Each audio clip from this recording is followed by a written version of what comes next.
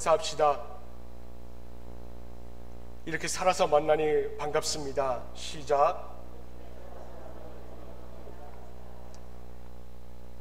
우리 한 번 더 인사할까요? 주 안에서 사랑합니다. 시작. 주 안에서 사랑합니다. 오늘 이 아침에 오신 모든 분들 하늘의 복이 충만할 수 있기를 예수님의 이름으로 축원을 드립니다. 오늘 우리는 이제 로마서를 계속해서 지금 살펴보고 있습니다. 찬양팀 너무 잘하지 않았습니까? 드러머도 정말 잘했고요. 네, 사실 제가 칭찬을 잘 안 하는데 너무 잘했습니다. 찬양팀은 모두가 다 본당에서 오셔서 예배 드려주시고 마음이 흩어지기 때문에 이 시간에 좀 집중할 수 있도록 찬양팀도 어디 가지 마시고 본당에서 저와 함께 우리와 함께 예배 드렸으면 좋겠습니다. 자, 오늘 설교의 제목은 닭죽이 아니라 십자가의 영성입니다 라는 것입니다. 닭죽이 아니라 십자가의 영성이다. 오늘 본문을 이렇게 좀 구조를 좀 잡아봤습니다. 한번 좀 보여주시겠습니까?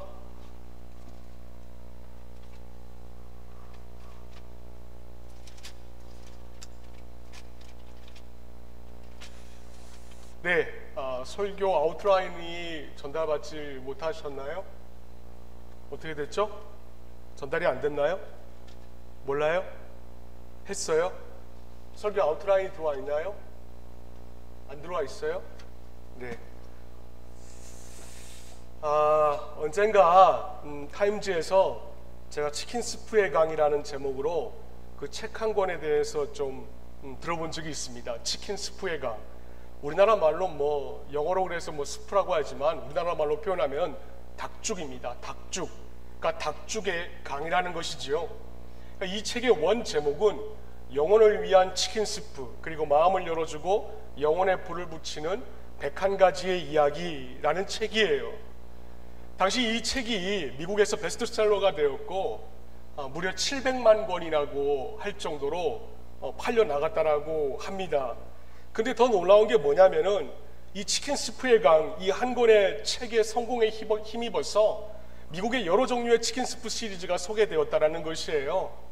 영혼을 위한 치킨 스프, 또 어머니의 영혼을 위한 치킨 스프, 또 10대의 영혼을 위한 치킨 스프, 그리고 노동자의 영혼을 위한 치킨 스프 등등 정말 그 닭죽에 대하여서 엄청난 시리즈가 지금 미국에서 화제가 되고 있는 가운데 있습니다. 근데 제가 이런 가운데 좀 주의 있게 본 것이 있어요. 그게 뭐냐면은 그 중에 이 닭죽 시리즈 가운데, 치킨 스프 시리즈 가운데 한 권쯤은 좀 시간이 지나면 100위권 밖으로 좀 나가겠지라고 생각을 했는데, 이 닭죽에 관한, 이 치킨 스프에 관한 이 책이 2달 동안 10위권 안에 그 책들이 무려 5권이나 차지하고 있었다라는 것입니다. 여러분 별로 이렇게 실감이 잘 안 오시죠? 실감이 잘 안 오실 터인데, 우리나라 같은 경우에, 대한민국 같은 경우에 책 한 권이 베스트셀러에 올라가려면은 10만 부 정도 팔리면은 연간 베스트셀러에 올라갑니다. 여러분 10만 부입니다. 근데 미국에서는 700만 권이 팔려야 된다는 것이에요. 미국 일대에 완전히 이 치킨 스프 돌풍이 불고 있다라고 해도 과언이 아닙니다. 그래서 어떤 분은 지금 미국에 닭죽이 넘쳐나고 있다라고 그 타임지에 칼럼을 쓴 것을 제가 한번 읽어보았어요. 자, 그렇다면은 우리가 왜라는 질문을 한번 던져봅시다. 왜? 다른 곳은 코로나나 지금 미국 같은 곳에서도 델타 바이러스나 또 많은 변이 바이러스로 인하여서 지금 다 아이들도 마찬가지고 주부들도 밖에 나가지 못하여서 우울증에 걸릴 판인데, 도대체 왜 이 닭죽에 관한 책이라는 것이라는 것에 대해서 질문을 한번 던져보자고요. 왜 이 닭죽에 관한 책이 지금 미국에서 선풍적인 인기를 끌고 있는가? 다른 점이 있다면은 이 책을 독자들이 읽을 때에 101가지의 감동을 받는다는 것입니다. 여러분 지금 이 시대, 2021년도 이 시대는 AI가 지배하고 있는 시대입니다. 자동차 운전도 우리가 버튼 하나만 딱 누르면은 이제 AI가 목적지를 설정하여서 그 목적지까지 가게끔 만들어주고, 또 어디 상점이나 또 우리가 음식점에 갔다 오면은 자동적으로 우리가 가지고 있는 핸드폰에 구글이 자신의 기업에 있는 그 AI를 통하여서 이 맛집의 맛이 어떠냐고 별점을 주라고 그렇게 권고를 하고 있습니다. 그러니까 이 시대는 모든 것이 다 AI에 끌려가고 있는 시대입니다. 또 증강현실이라고 하여서 여러분은 잘 아시겠지만은 메타버스라고 지금 가상현실이 자리 잡아가고 있는 시대입니다. 이런 가운데 있어서 제가 볼 때는 이 시대가 참 사람의 정의라는 것이 부족하겠구나 라는 생각을 참 많이 갖게 되었습니다. 여러분, 이런 시대에 우리가 살아가고 있습니다. 그렇다면은 이런 시대의 사람들에게 있어서 굶주린 것, 간절히 필요하다라고 생각하는 것이 과연 무엇이겠습니까? 이번에 청년들과 그리고 중고등부 학생들과 함께 금요일에 구미에 있는 은혜로운 교회에서 연합 집회를 가졌습니다. 잘 마쳤고요. 또 특별히 감사한 것은 다음 세대들에게 힘이 되고자 새벽까지 함께 해주신 분들도 제가 참 대단히 감사합니다. 집회 시간이 저녁 7시부터 타임테이블에는 새벽 1시까지였습니다. 타임테이블을 제가 이렇게 받아보면서 좀 무리 아닌가 그런 생각이 들었어요. 왜냐하면 9시까지는 선교사님을 통한 설교 시간이었고, 그리고 잠깐 쉬었다가 30분 뒤에 9시 반부터는 찬양의 시간이 대부분이었기 때문에 그렇습니다. 근데 그 시간이 9시 반부터 그 다음날 1시 15분까지 아이들에게, 청년들에게 찬양을 계속적으로 반복을 하는 것이었어요. 그래서 저는 심중에 좀 무리가 있겠다라고 생각을 하였지만은 제 생각이 완전히 뒤엎어 버려졌습니다. 그 안에 있었던 청년들도 마찬가지였고 집중도가 대단하였고, 심지어는 찬양이 시작되는 순간부터 은혜로운 교회 본당 안에 있는 그 누구도 전혀 피곤한 기색이 없었다는 것이에요. 목자 목녀들이 왔습니다. 목자 목녀들 가운데 오늘 피곤하니까 일찍 가야 된다, 또 허리가 아파서 일찍 가야 된다 라고 하시는 분들이 계셨는데, 집회가 시작이 되고 찬양이 시작이 되니까는 아무도 집에 안 가려고 하시는 것이었습니다. 또 그렇게 안 보였던 어느 사람은 찬양 시간에 벌떡 일어나더니 두 손을 다 들고 찬양을 하고 있는 것이었어요. 제가 이 장면을 보면서 제가 한 가지 교차하면서 생각한 것은, 이 타임지에 소개되었던 닭죽이나 또 요즘 시대나 이렇게 봤을 때에 기성세대나 젊은 20대 청년들이나 중고등부 학생들 모두가 다 감동에 좀 굶주려 있구나 라는 그런 생각을 가졌습니다. 그래서 우리 교회 청년들도 이런 찬양을 자주 부르는 것 같아요. 고단한 인생길, 힘겨운 오늘도 예수 내 마음 아시네, 지나간 아픔도 마주할 세상도 예수 내 마음 아시네. 맨날 하는 찬양이 예수가 내 마음 알아달라는 것입니다. 그렇다면 이게 젊은 청년들에게만 해당이 될까요? 아닙니다. 40대도 마찬가지고요. 제2의 사춘기를 겪고 있는 50대들도 다 모두가 다 내 마음 좀 알아달라고 아우성입니다. 그럼 우리 교인들은 어떨까요? 우리 교인들은 그저 감동만 받으면 만사 오케이 되는 것일까요? 여러분, 결코 그럴 수 없습니다. 왜? 우리는 감동을 받는 인생이 아니라 남에게 감동을 주는 인생이 되어야 되기 때문에 그렇습니다. 교회에서 간증을 하게 하는 것도 그 간증을 듣고 도전을 받고 세상에서 간증을 하는 사람이 되라고 하는 것이지, 맨날 앉아서 감동만 받고 눈물 찔찔 흘리고 그리고 무기력하게 그렇게 앉아 있으라는 것이 아닙니다. 하지만 대부분의 사람들은 어떻습니까? 그냥 그 간증을 듣는 데서만 멈춰버리고 만다라는 것이에요. 그래서 이제 우리가 감동을 주는 사람이 됩시다 라고 하면은 느닷없이 내 환경이 어떻고 내 상황이 어떻고 그렇게 상황과 환경을 탓하면서 자기 합리화를 하기 시작을 합니다. 이 상황 가운데 뭐 이 정도면 됐지 뭐, 아니 이제 주일날 나가는 것도 부족해서 수요일까지 나오라고 극성이네, 수요일날 나왔더니 이제는 찬양팀에서 기타까지 치라고 하네. 근데 안타까운 것은 여러분, 이런 자들에게 바울은 딱 한마디 던지고 있습니다. 뭐라고 얘기하냐면은 깨닫는 자도 없고 하나님을 찾는 사람도 없다라고 그렇게 딱 한마디로 단정을 지어버리고 있다는 것이에요. 여러분, 왜 깨닫지 못할까요? 질문을 하나 던져봅시다. 왜 깨닫지 못할까요? 자신은 아니라고 생각하기 때문입니다. 본문에서 바울은 그렇게 운둔 생활을 했던 자들을 향하여서 의인 없다, 그렇게 구별된 삶을 살려고 하는 그 자들을 향하여서 의인은 한 명도 없다 그랬습니다. 근데 이 자들의 생각에는 어떨까요? 나는 좀 세상의 사람들과 다르게 살고 싶어서 지금 광야로 나와가지고 동굴을 파고 그것에서 칩거를 하면서 은둔 생활까지 하고 거룩한 자들로 살기 위해서 이렇게 몸부림을 치고 있는데 바울이라는 자가 의인은 없다? 난 아닐 거야, 이렇게 생각을 갖고 있습니다. 청년들에게 묻고 싶은 것이 있어요. 여러분, 예수 믿는 사람의 강점이 무엇입니까? 우리가 살고 있는 이 세상을 한번 정직하게 분석해 봅시다. 여러분의 시각에는 이 세상이 점점 어떻게 되어가고 있는 것 같습니까?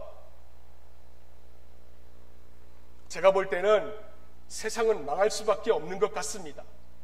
따라서 정말로 현실적인 사람은 이렇게 망해가는 세상을 바라보면서 마음을 아파할 줄 알고 애통해할 줄 아는 청년이 진짜 믿음의 청년입니다. 어쩌다가 엄마의 보험금 때문에 이제 갓 태어난 2살 된 아기를 그렇게 토막을 내어가지고 검은 비닐봉지에 싸서 냉동고에 넣을 수 있단 말인가? 또 대전에서는 20개월 된 아기가 울고 시끄럽다고 해서 아빠 그 20개월 된 아기를 때려가지고 폭행하여 죽여서 아이스박스에서 발견되지 않나? 이런 시대에 무너져가고 있는 인간성과 그리고 세상에 대하여서 마음 아파하고 가치 있는 일을 여러분들이 찾아야 할 것입니다. 왜냐하면 마냥 희희낙낙거리는 사람들은 자신에게 정직하지 않기 때문에 그렇습니다. 세상의 실체를 직시하지 않는 사람만이 마냥 희희낙낙거리면서 그렇게 살아갈 수가 있습니다. 그래서 실체를 바라보던 에레미야는 애가를 지었고, 실상을 아셨던 예수님은 예루살렘아 예루살렘아 하면서 그 시대를 바라보면서 통곡을 하셨습니다. 실체를 직시하면은 울지 않는 사람은 아무도 없습니다. 물론 긍정적인 사고방식 좋습니다. 이 긍정적인 사고방식이 사실 한국교회나 우리에게도 기여한 바가 굉장히 많이 있습니다. 적극적이고 낙관적인 미래관을 갖게 한 것, 그건 정말 칭찬받을 만합니다. 긍정적인 사고방식, 그 중요합니다. 나쁘다라는 것이 아니에요. 그러나 적극적인 사고방식이 지니고 있고 긍정적인 사고방식이 가지고 있는 최대의 단점은 본질이 아니라 비본질에 항상 집중하게 만든다는 것입니다. 여러분, 정말 중요한 것이 무엇입니까? 청년들, 진짜 중요한 것이 무엇입니까?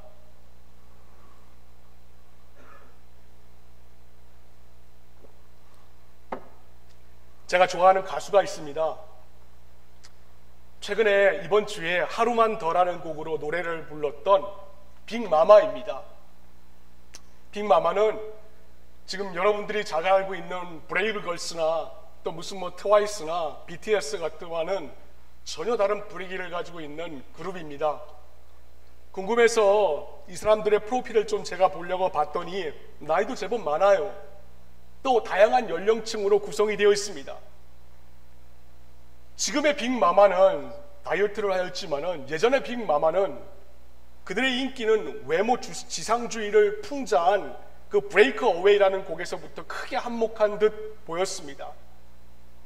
여러분, 지금도 유튜브에 들어가셔서 그 영상을 찾아보시면 멋진 드레스 차림의 예쁜 여성 보컬 그룹이 무대에서 노래를 부르는 장면에서 시작을 합니다. 근데 알고 보니까 그 노래가 립싱크였어요. 예쁜 여성들만 비추던 카메라가 갑자기 무대 뒤편으로 가서 보여주는 것은 그냥 뚱뚱한 여자 4명이 평범한 옷차림으로 열창하고 있는 4명의 뚱뚱한 여성들을 비추고 있었습니다. 그들이 바로 진짜 빅마마였어요. 요즘 예쁘고 어린 아이들로 구성된 그룹과는 달리 완전하게 다른 외모를 가지고 있음에도 여러분, 이번 주 이 빅마마가 차트 12위까지 올라간 이유가 있습니다. 그게 뭔지 아십니까? 빅마마는 비본질보다 본질에 집중했기 때문입니다. 가수의 본질이 뭡니까? 가수의 본질은 노래입니다. 빅마마는 그 본질에 승부수를 던진 것입니다. 기본을 떠난 것, 본질을 떠난 것이 잠시 힘은 얻을 수는 있을 것입니다. 그러나 결국 마지막에 가서는 실질적인 본질에 집중한 자만이 살아남을 수가 있을 것입니다. 자, 그렇다면은 청년들, 기독교의 본질이 무엇입니까? 여러분들 예수 믿는데 예수 믿는 것의 본질이 무엇이냐라는 거예요.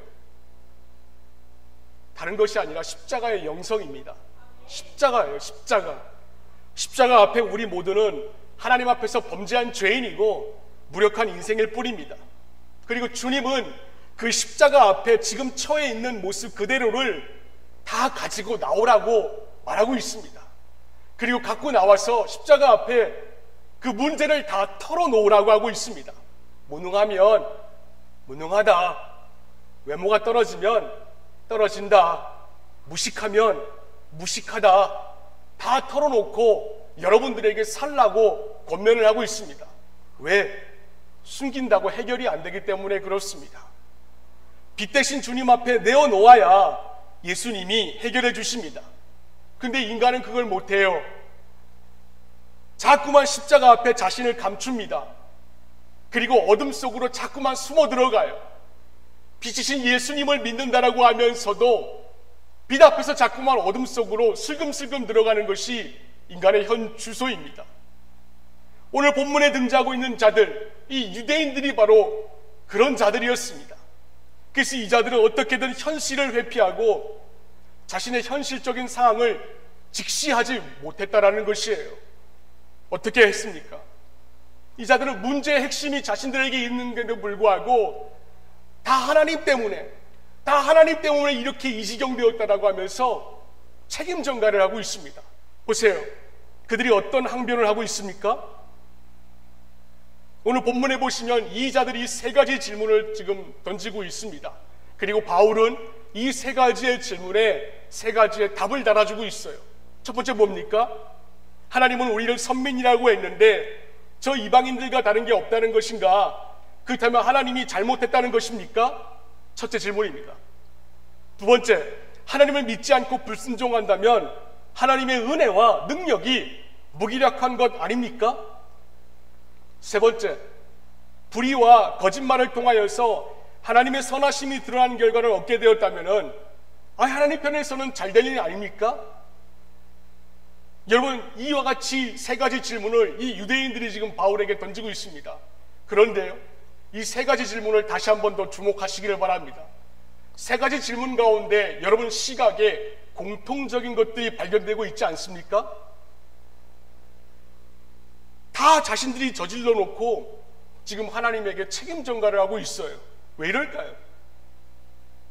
이제들 처음에는 안 그랬거든요. 근데 왜 이렇게 변질되었을까요? 답은 딱 하나더라고요. 비본질에 집중하니까 자기 자신을 직시하지 못하는 것입니다. 자기 자신을 직시하지 못하니까는 항상 이방인들과는 나는 달라, 이런 마음을 가지게 있었기 때문입니다. 자, 그러면은 도대체 이들이 책임 전가하는 이유에 대해서 우리가 이 시간 한 두 가지 정도만 살펴보겠습니다. 첫 번째 책임 전가의 이유는 이들은 자신을 직시하지 못했다. 한동안 뉴스에 뜨거운 이슈가 되었던 보도가 있었습니다. 공명심이 지나친 어느 부모가 딸이 이제 서울대에 이제 입학을 하고 다닌다라고 거짓말을 했어요. 근데 그 딸이 4년 동안이나 주변 사람들을 속이면서 아침에 이제 서울대 입구역에 내려서 4년 동안 이제 서울대에 가상 학생이 되어서 이제 사람들을 속이고 다닌 것입니다.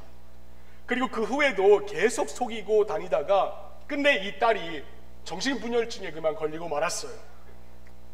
여러분, 문제를 숨기기만 하면은 될까요? 청년들, 문제를 숨기기만 하면 되겠습니까? 절대로 그렇지 않습니다.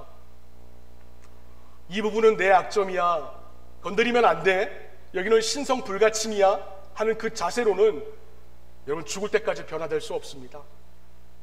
오히려 두 손 들고 내 연약함을 고백하면서 예수님 앞에 나오면 되는 것입니다. 예수님, 나는 무력합니다. 나는 정말 보잘것없습니다. 주님, 나는 능력도 없는 자입니다. 그러나 지금 이 시간에 예수님이 도와주시면 나는 얼마든지 일어날 수가 있습니다.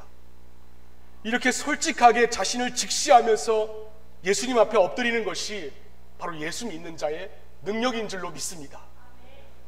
본문 속에서 유대인들의 질문에 답변하는 바울을 한번 가만히 보시기를 바랍니다. 유대인들은 모두가 다 하나님 때문이라고 지금 이야기를 하고 있습니다. 그런데 이렇게 책임 전가를 할 때에 바울은 하나님 때문이 아니라 너희들이 자신을 직시하지 못했기 때문이라고 답변을 하고 있습니다. 자, 그러면은 우리가 질문 하나 던져봅시다. 도대체 바울이라는 자가 어떤 자이기에 이 질문에 이와 같이 답변을 할 수가 있겠습니까? 그것은 그가 먼저 경험한 바가 있기 때문에 그렇습니다. 즉, 먼저 선 경험을 했다라는 것이에요. 그는 유대인입니다. 바리새파 사람입니다. 그의 스승 가운데는 율법에서 최고 인류학자인 가말리엘이라는 자가 있습니다. 그리고 바울은 그 가말리엘 율법 스승 밑에서 학업을 배웠던 자였습니다. 엘리트 가운데 엘리트죠. 손꼽을 만한 대단한 제자였습니다. 그런데도 이와 같이 답변할 수 있는 것은 바울이 스스로 자기 자신을 직시했다는 것입니다. 똑바로 바라보고 주님 앞에 자기의 문제를 내려놓았더니, 엎드렸더니 내 힘으로는 할 수 없는 것을 성령께서 가능하게 만들어 주셨다는 고백이에요. 여러분, 한 주간 믿음 안에서 승리하시기를 바랍니까? 청년들도 여러분, 한 주간 믿음 안에서 여러분들이 영적인 승리를 거둘 수 있기를 원하십니까? 그렇다면은 여러분들의 상황을 회피하지 마시기를 바랍니다. 직시하시고 똑바로 쳐다보시고 도대체 문제가 뭔지 다시 한 번 더 분석하고 넘어가야 될 것입니다. 저는 여러분이 여러분의 현실을 직시했으면 좋겠습니다.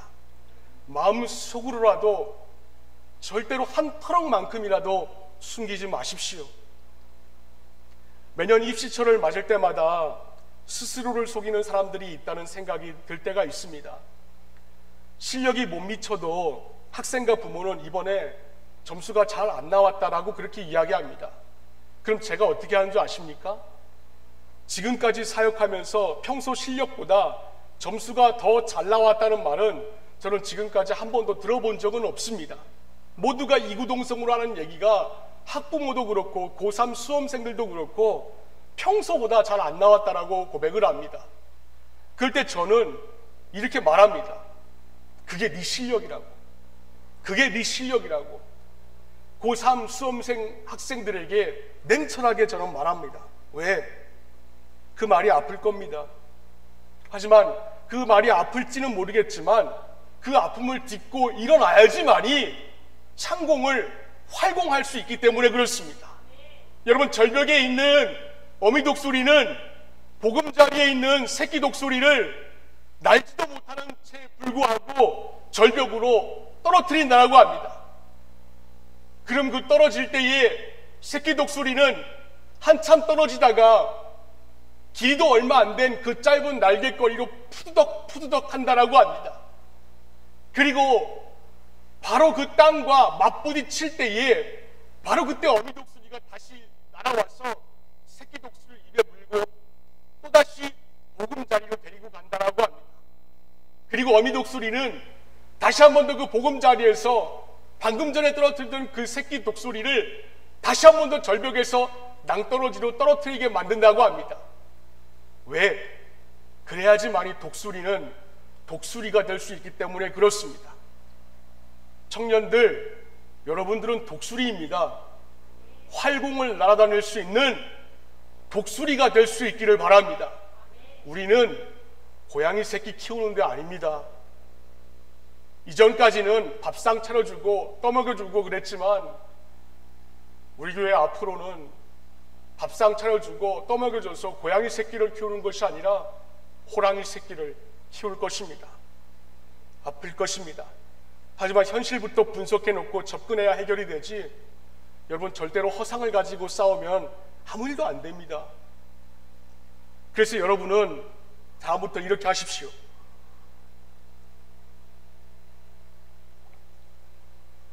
위기가 생기면 솔직하게 사람들 앞에서나 예수님 앞에서나 따로 시간을 내어서 이런 일이 있었다라고, 그가 이렇게 했고 내가 이렇게 했습니다, 그래서 이 부분은 내가 잘못했다, 그리고 용서를 구했다, 이렇게 해야 됩니다. 왜 여러분이 이렇게 해야 되는 줄 아십니까? 기성세대도 마찬가지입니다. 그렇게 하지 못하고 그냥 두리둥실 넘어가고 그냥 두면은 VIP가 상처받습니다. 교회에 새로 나오신 새신자들 그리고 남은 사람들이 고통을 받기 때문에 그렇습니다. 그리고 난 다음에 기도하십시오. 세르반테스의 소설인 돈키호테 잘 알 겁니다, 청년들. 그 소설의 주인공 돈키호테가 어떤 자입니까? 굉장히 이상주의자입니다. 근사한 말을 타고 세계를 정복하는 위대한 꿈을 가지고 있었던 돈키호테였어요. 그래서 그는 매사가 다 적극적이었습니다. 게다가 범사에 낙천적이었습니다. 그러나 그에게 결정적인 문제는 현실성이 없었다는 것이에요. 그래서 항상 풍차를 바라보면서 거인이라고 상상을 하면서 망상과 허상 속에 살아갔던 자였습니다. 때문에 아무리 비전이 크더라도 현실성이 없으면은 누구나 다 21세기의 돈키호테 같은 망상가에 지나지가 않는다라는 거예요. 그러나 그에게 또 누가 있었습니까? 산초라는 자가 있었습니다. 산초는 철저하게 현실적인 사람이었습니다. 그에게는 추구할 이상과 목숨을 걸어야 될 명분이 없었습니다. 근데 제가 보기에는 돈키호테도 문제가 있고 산초도 다 문제가 있습니다. 왜냐하면 이상과 현실이라는 것은 서로 손잡을 때만 의미가 있고 가치가 있기 때문에 그렇습니다. 이런 의미에서 오늘 바울은 오늘 본문상에서 유대인의 모습을 통하여서 여러분들에게 또 청년들에게 지금 정답의 인생을 이와 같이 살라고 말해주고 있습니다. 그게 무엇입니까? 너희들 유대인과 같이 살라는 것이 아닙니다. 너희들 유대인과 같이 살지 말고 현실을 직시할 줄 아며 실체를 드러내라고 지금 우리에게 촉구하고 있습니다. 산초가 되라고 하지만 동시에 지금 알뜰하게 돈 모아두어야 나중에 잘 먹고 잘 살아 같은 그런 식으로 조언하고 있지는 않는다라는 것이에요. 현실을 철저히 분석하되 성령께서 여러분들의 심령 가운데 그 주시는 가치와 비전을 바라보고 이제 현실 가운데서 일어나라고 그렇게 이야기를 하고 있는 것입니다. 이런 이유로 예수 잘 믿으면은 여러분 극히 현실적인 사람이 됩니다. 오늘 본문의 말씀에도 보시면 너희들의 목구멍은 열린 무덤이라고 하였습니다. 혀는 사람을 속이고 있다라고 하였습니다. 입술에는 독사의 독이 가득하다라고 하였습니다. 입에는 저주와 독설이 가득하다라고 하고 있습니다. 여러분, 이 말보다도 더 어떻게 현실적인 말이 있을 수가 있겠습니까? 그러나 바울이 이렇게 말하는 것은 현실에만 안주하고 매몰되는 것이 아니라 그 현실 가운데 극복하고 그 현실의 문제를 초월할 줄 아는 능력이라는 아이템을 갖추어서 살라고 말하고 있는 것입니다. 저는 청년들이 이와 같이 능력이 있는 삶, 정말 독수리같이 내 삶을 살 수 있기를 예수님의 이름으로 축원을 드립니다. 비굴하게 살지 맙시다. 어차피 한평생 살아봤자 80년, 90년입니다. 비굴하게 살지 마세요. 두 번째로 이들이 책임 전가하는 이유는 분리된 마음을 갖고 있기 때문이었습니다. 오늘 본문의 10절과 11절 말씀 우리 다 함께 한번 읽어봅시다. 시작.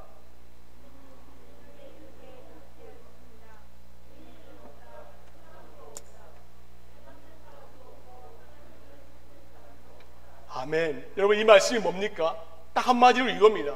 나는 쟤와 달라. 어떤 남자가 한 여자를 만납니다. 그리고 이렇게 얘기했다고 칩시다. 나는 너도 사랑해.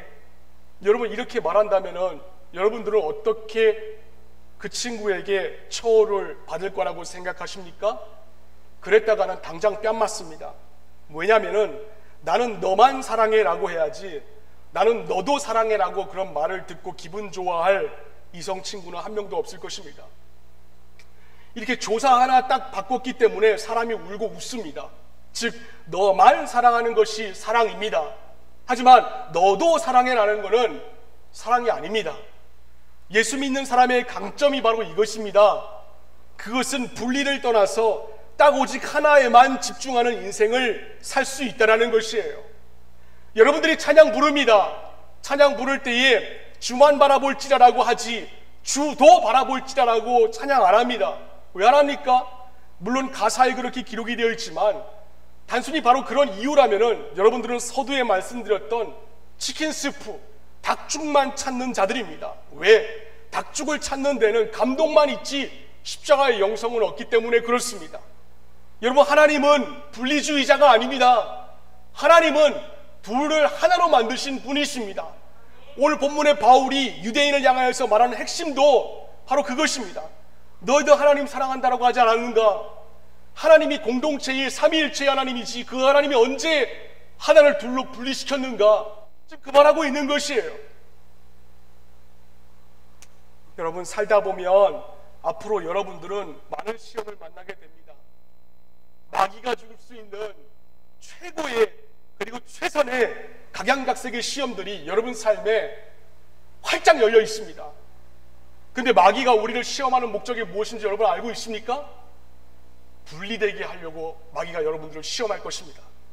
마귀는 여러분을 하나님과 분리되게 하고 교회와 분리되게 하고 여러분들의 가족들과 분리되게 할 것입니다. 여러분들의 부모님들도 마찬가지입니다. 물론 예배 시간에도 여러분들을 분리시키려고 마귀는 지금도 애를 쓸 것입니다. 왜? 분리가 마귀의 본업이기 때문에 그렇습니다. 그래서 갈라디아서 5장 19절부터 21절까지의 말씀을 보시면 이 마귀의 본업에 대하여서 그 사역에 대하여서 이렇게 하나님의 말씀 가운데 적혀져 있습니다. 육체의 행실은 환히 드러나는 것들입니다. 곧 음행과 더러움과 방탕과 우상숭배와 마술과 원수매짐과 다툼과 시기와 분냄과 분쟁과 분열과 파당과 질투와 술 취함과 흥청망청 먹고 마시는 노름과 그와 같은 것들입니다. 여러분, 여기서 육체의 행실은 22절에 나오고 있는 성령의 열매, 하나님께서 여러분들을 통하여서 맺게 하시는 그 열매와는 확실한 대조를 이루고 있는 행실입니다. 때문에 이것은 육적인 것들이고 곧 악한 영의 역사의 열매들입니다. 근데 이 악한 영들이 주로 사람에게 어떤 것으로 공격합니까? 다시 한 번 더 하나님의 말씀해 보시면 음행과 더러움, 방탕, 우상숭배, 마술과 원수매줌, 다툼, 시기, 분냄, 분쟁, 분열, 파당, 질투, 술취함, 흥청망청, 먹고 마시는 노름, 바로 이런 것들이 악한 영들이 주로 이용하는 것들이라고 성경에는 기록이 되어 있습니다. 그래서 그 결과가 무엇인가? 갈라디아서 5장 21절 말씀에 보시면 바울이 이와 같이 얘기를 하고 있습니다. 이런 짓을 하는 사람들은 하나님의 나라를 상속받지 못할 것입니다. 이런 짓을 하는 사람들은 하나님의 나라를 상속받지 못할 것입니다. 청년들, 잊지 마십시오. 절대로 잊으시면 안 됩니다. 바울은 지금 교인들에게 편지를 쓰고 있습니다. 하나님을 알지 못하는 이방인들에게 너희들 이와 같이 살면 안 된다라고 얘기하고 있는 것이 아니라 교인들에게 지금 편지를 쓰고 있는 거예요. 때문에 하나님의 나라를 상속받기 위해서는 여러분 절대로 분리자가 되면은 안 됩니다. 지난번에 말씀드렸지만 여러분들은 결혼에도 사명이 있어야 됩니다. 그리고 가치가 있어야 되고 여러분들은 결혼에도 의미가 있어야 됩니다. 그냥 나이가 다 되었다라고 해서 여러분 절대로 아무하고 결혼하시면 안 됩니다. 제가 가서 뜯어 말릴 것입니다. 여러분 모두의 인생은 소중합니다. 아멘이십니까? 여러분의 소중한 시간은 여러분의 스스로의 것이 아니라 그 인생과 시간을 오직 한 분 하나님이 여러분들에게 선물로 주신 것입니다. 배우자를 혹시나 전도하겠다고 남자친구를 전도하여서 결혼하겠다고 생각하시는 분들이 있을 것입니다. 무슨 자기가 대단한 선교사쯤으로 생각을 하여서 결혼식을 선교 파송식쯤으로 생각을 해서 결혼하려고 하는 청년들도 있는데, 네, 찬성합니다. 그러나 여러분의 영성이 예수처럼 된다면 하세요. 안 된다면 하지 마세요. 왜냐하면 그 부분은 평생 불행하기 때문에 그렇습니다. 남편 전도요? 그거 안 됩니다. 저는 여러분들이 다 믿는 사람하고 결혼하기를 바랍니다. 모두가 다 딸라세요. 다 딸라서 예수의 제자가 되기를 원합니다. 그래서 그 자녀가 또 믿는 자하고 결혼하고 또 딸 낳고 또 그 딸이 또 결혼하여서 믿는 자하고 결혼하고 또 딸 낳고 4대 5대가 함께 신앙생활 하여서 이 빨간 벽돌로 이루어진 이 교회를 든든히 세워가기를 바라는 마음으로 여러분들의 이름을 불러가면서 새벽마다 기도하고 있습니다. 딸 낳아야 됩니다. 근데 가끔 가다가 또 이런 청년들이 있을 것 같다는 생각이 들었어요. 뭐냐면 배우자가 나보다 신앙이 좋았으면 좋겠다, 그런 생각을 가질 것 같아요. 또 그런 사람을 만나게 해주셨으면 좋겠다라고 생각할 것 같아요. 그런데요, 상대방도 그와 똑같은 생각을 하고 계시는 건 아십니까? 얼굴도 좋고 믿음도 나보다 좋고 학벌도 나보다 좋고 능력도 나보다 좋은 배우자를 만나게 해달라고 원하지만은 상대방도 여러분 그런 제목을 가지고 기도하고 있다는 것이에요. 또 세상에 그렇게 부족한 사람이 왜 우리를 만날 수 있겠어요? 때문에 이렇게 생각하시는 청년은 평생 그런 사람 만나지 못합니다. 신앙이 나보다 좋은 배우자를 놓고 기도하는 것이 아니라 여러분의 신앙이 상대방보다 더 좋으면 됩니다. 그러면은 선택의 폭이라도 넓어져요. 그런데 또 이렇게 얘기하는 청년이 있었어요. 목사님, 저는 좋아하는 사람이 3명인데 어떻게 하죠? 맨날 이래요. 제가 얘기하건대 그분은 살아있는 동안 그런 나뉘어진 마음, 분리된 마음을 가지고 있다면 평생 결혼 못합니다. 왜? 사랑하는 사람이 몇 명이어야 됩니까? 딱 1명이어야 됩니다. 근데 2명인지 3명 되면 그 마음이 분리되어서 안 됩니다. 그런 청년은 문제가 있는 거예요. 또 헌신할 교회가 어디입니까? 물어보면은 그럼 하나만 말해야 됩니다. 여기도 헌신해야지, 저기도 헌신해야지. 그건 여자친구, 남자친구 2명, 3명 있는 사람들하고 똑같은 것입니다. 양다리예요. 어떻게 해야 되겠습니까? 그러면은 우리가 어떻게 해야 될까요? 어떻게 해야 하나님이 원하시는 삶을 살아갈 수가 있고 책임 전가를 오늘 본문의 유대인처럼 살지 않을 수 있겠습니까? 방법은 딱 하나, 닭죽을 찾는 인생이 아니라 십자가의 영성을 찾는 인생이 되어야 되는 것입니다. 닭죽 한 그릇에 하나님 없는 만족을 얻으려고 하는 것은 팥죽 한 그릇에 장자권을 팔아먹은 에서와 다를 것이 없습니다. 때문에 청년들은 모든 사람들에게 인간의 실상을 정확하게 가르쳐 주어야 되고 본인이 깨우쳐야 되는 것입니다.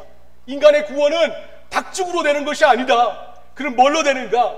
오직 예수 그리스도의 그 보혈의 피값만, 그 대속이 없이는 인간의 구원은 절대로 이루어지 없다는 것을 여러분 스스로 절대로 잊지 말아야 할 것입니다. 그리고 둘이 뭉실하게 피상적으로 그렇게 신앙생활 하지 마시기를 바라요. 왜? 닭죽 뒤에 숨어있는 마귀의 함정이 있기 때문에 그렇습니다. 여러분, 마귀의 일관된 메시지가 무엇인 줄 아십니까? 그것은 인간으로 하여금 자신의 죄인됨을 망각하게 만들어서 하나님과 분리되게 만드는 것입니다. 때문에 청년들의 대안은 모호한 아름다운 이상한 이야기에 나열이 되어서는 안 됩니다. 죄가 있으면 죄를 가지고 예수님 앞에 나와야 되는 것입니다. 잘못했으면 잘못했다라고 빛 대신 예수님 앞에 나와서 깨끗함을 받고 다시 한 번 더 일어설 수 있는 청년들이 되어야 교회가 살 수가 있는 것입니다. 여러분, 강해지세요. 강해지셔야 됩니다.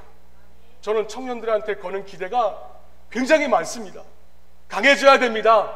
성경 공부도 하시고 기도하는 부분에도 체험적인 신앙을 가지시고 항상 함께 공동체로 나아가세요. 왜? 밤낮 앉아가지고 어디 아프냐? 이전엔 그랬습니다. 붕대 감아주고 울면 딸랑이 지어주고 그냥 눈깔 사탕 이렇게 주는 식으로 감싸고 얼려서 키워놓으면 그 양은요 결국 마귀의 배만 불리우게 되는 존재가 되고 말기 때문에 그렇습니다. 때문에 양은 강하게 키워야 됩니다. 밤에 이리가 찾아와도 때로는 자신의 머리로 강하게 내려칠 줄도 알아야 됩니다. 왜 양이 강해져야 됩니까? 그래야 여러분들이 살고 있는 세상이 변할 수 있기 때문에 그렇습니다. 여러분, 우리가 왜 간증을 듣습니까? 같이 배워서 같이 울고 그래서 은혜 받았다고 하는 것이 아닙니다. 그게 아니라 우리가 간증을 듣는 이유는 이제는 우리의 삶이 간증이 되는 삶을 살아야 되기 때문에 그렇습니다. 밤낮 조지 뮬러의 삶을 놓고 감동만 받지 말고 조지 뮬러를 무색해할 정도의 기도의 사람이 되는 게 중요한 것입니다. 카네기, 록펠러 그런 전기만 읽고 나도 그런 사람이 되어야 되지 알고 평생 감동만 받지 말고 여러분 자신이 청년들 스스로가 그런 헌신적이고 청교도적인 기업인이 되어야 할 줄로 믿습니다. 여러분, 이렇게 될 때 청년들 여러분들에게 찾아오는 유익이 여러분 무엇인 줄 아십니까? 딱 하나 있다면은 여러분의 인생에 하나님이 함께 하십니다. 아버지가 함께 하시고, 그리고 여러분들과 기성세대들 모두가 다 세상에 대하여서 쓰러지지 않을 수가 있는 것이에요. 닭죽을 찾지 마세요. 닭죽을 찾지 말고 오직 십자가만 자랑하시면서 십자가의 영성만 찾으실 수 있는 여러분들 될 수 있기를 바랍니다. 제가 이거를 최근에 깨닫게 되었어요. 가정에 둘째와 셋째가 있는데 그 둘째와 셋째가 지금보다 어린 시절에 우리는 한낮에 부교육자 시절에 한강에 가서 한강 수영장에 가서 신나게 놀던 기억이 있습니다. 나 다 그러겠지만 저희 집 둘째 셋째도 먼저 물에 대한 공포감을 극복해야 됐어요. 물에 들어가면 아이들이 어떻습니까? 깊이에 대한 공포감, 녀석들이 마주쳐야 될 최후의 두려움 가운데 아이들이 빠져 있었습니다. 또 수면을 헤엄쳐 나간다는 사실 이면에는 밑바닥에 가라앉을 수도 있다는 현실이 존재했습니다. 도대체 이 시퍼런 물 밑에 어떤 귀신이 도사리고 있는지, 또 어떤 이무기가 살고 있는지 누가 알 수 있겠습니까? 물론 저희들이야 약 2m 깊이의 수영장 바닥에는 무서워할 것이 전혀 없다는 것을 우린 잘 알고 있습니다. 하지만 4살짜리와 6살짜리의 그 꼬마 아이들의 경우는 얘기가 다릅니다. 아이들은 어른들이 죽음에서 느끼는 것과 똑같은 두려움을 느낍니다. 사실 물 밑바닥에 무엇이 기다리고 있는지 누가 장담할 수가 있겠습니까? 그래서 아이들이 물 깊이에 겁먹지 않도록 4살짜리, 6살짜리 한 녀석 한 녀석을 데리고 고래놀이를 하였습니다. 애들은 조련사가 되고 저는 고래가 되는 것입니다. 그럼 둘째 아이가 등 뒤에 타고 제 목에 팔을 감으면은 저는 아이를 등에 업고 물 밑바닥으로 헤엄쳐 내려갑니다. 그리고 순간적으로 솟구쳐서 수면을 뚫고 올라옵니다. 그럼 밖에서 고함을 지릅니다. 예수님이 오시는 것처럼 제 아내가 소리를 지릅니다. 그렇게 하지 말라고. 하지만 우리는 그 소리도 상관없이 수면과 바닥을 오르내리자 아이들도 더 이상 겁낼 게 없다는 것을 알게 되었습니다. 더 이상 주변의 환경과 더 이상 자신의 상황에 두렵지 않게 된 것입니다. 여러분, 왜 그런지 아십니까? 제가 있었기 때문입니다. 아빠가 그 아이들의 곁에 있었기 때문에 그런 것이에요. 마찬가지입니다.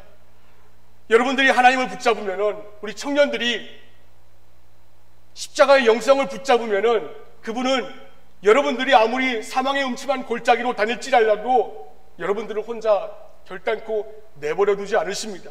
왜? 아빠잖아요. 아빠이고 아버지니까 그럽니다. 아버지가 자식을 깊은 물에서 헤엄치게 하고 모르는 척 내버려 둘 수 있을까요? 절대로 그렇지 않습니다. 그래서 오늘 본문의 29절 말씀에 바울이 이와 같이 얘기합니다. 우리 다 함께 한번 29절 말씀 읽어보겠습니다. 시작.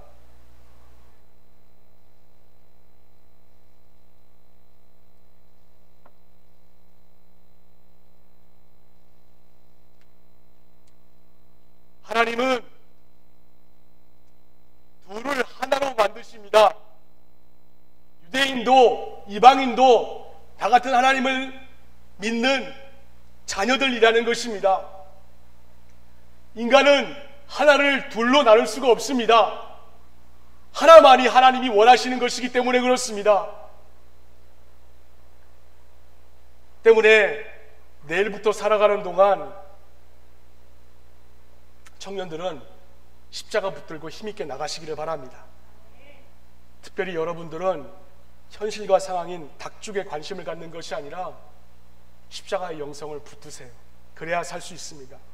그래서 현실 앞에 자잘하는 것이 아니라, 아마 제가 감히 얘기하는데 여러분들의 삶에 당장 이 예배 끝나고 오늘 밤부터 마귀는 여러분들을 넘어뜨리려고 온갖 방법을 다 쓸 것입니다. 네, 갈라디아서 5장에 기록되어 있는 시기와 살인, 질투, 분냄, 분열, 파당, 당짓는 것, 모든 것들을 통해서 말입니다. 그런데 여러분들은 거기에 끌려가면 안 됩니다. 끌려가는 자가 되지 말고 마귀를 이겨내서 세상을 선도해 나갈 수 있는 여러분들 될 수 있기를 바랍니다. 기성세대들은 이 청년들한테 본을 보여주시기를 바랍니다.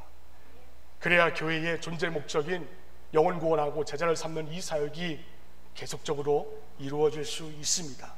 우리가 이 모든 선한 사역에 한 마음으로 집중하여서 이번 한 주간 내내 십자가만 자랑하고 십자가의 영성만 붙들고 나아가서 믿음의 값진 승리를 체험할 수 있는 우리 모두가 될 수 있기를 예수 그리스도의 이름으로 축원을 드립니다. 기도하겠습니다.